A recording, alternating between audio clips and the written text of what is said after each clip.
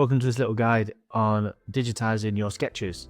So we're going to try and get from a hand-drawn image that we've got in our sketchbook or in our notes, and we're going to try and photograph it, scan it in, take it into Photoshop. So I've opened the image that I've photographed. You could scan it or photograph it. I'm just going to use the marquee tool here to make a selection. So the marquee tool is the dotted square, draw a box around it, and then copy and paste it.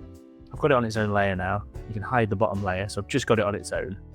If I put a white background into this image and zoom in, you can see that I've just got a little crop. So if I go to image adjustments and black and white, it will make it black and white. And then image and adjustments and layers, I can bring the white in to make the page sort of really bright. And it makes it feel like I've got a digital handmade illustration straight away. If I zoom in, you can see that it's got some of the pencil marks and fine liner marks there.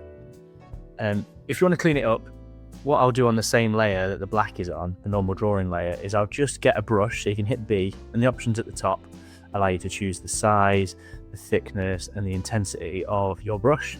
So every time you select a new tool like that, it always features at the top there. So I'm just going to thicken up a few of those lines, just to make sure the detailing's nice and firm.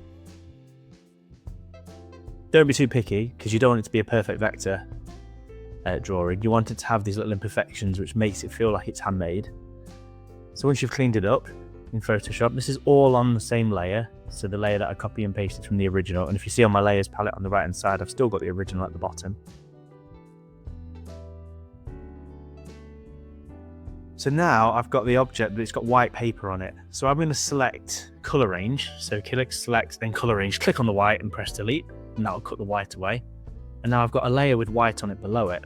So I'm just going to name these layers, look, where I've got a color layer in the middle, I've got my drawing on the top, the white page, so it's all separate now, and I've got the original at the very bottom. Now what I plan to do is paint on the gap in the middle. So you've got your drawing on the top, and I'm going to brush the one below. And looking at the settings, I'm going to select multiplier. You'll see what that does in a moment, where it layers it up. I'm going to select a soft brush, because this one's a little bit harsh. So I'm just going to make it a little bit softer, like that. I'll do that again because it doesn't look as clear. Now the joy of this task is it doesn't matter if you stay in the lines or not. You just keep scribbling over, and every time you let go and re-click, it creates another layer of depth to it. So I can do a little bit of detailing on here, brush it in and out. I can use the bracket buttons on the keyboard next to the P to add in a little bit of, to change the size of each brush stroke. As you can see on this one, I'm zooming in and just making sure that I've got a little bit of detailing within that. And adding a bit of colour. That's it. Pop a bit of colour in there, and then you've got that image. So if I make a selection using the selection tool, I can get both layers, hold Alt down to make a copy, just move it to the side. I'm going to hit Control T and just scale it and have some fun with the positioning on it.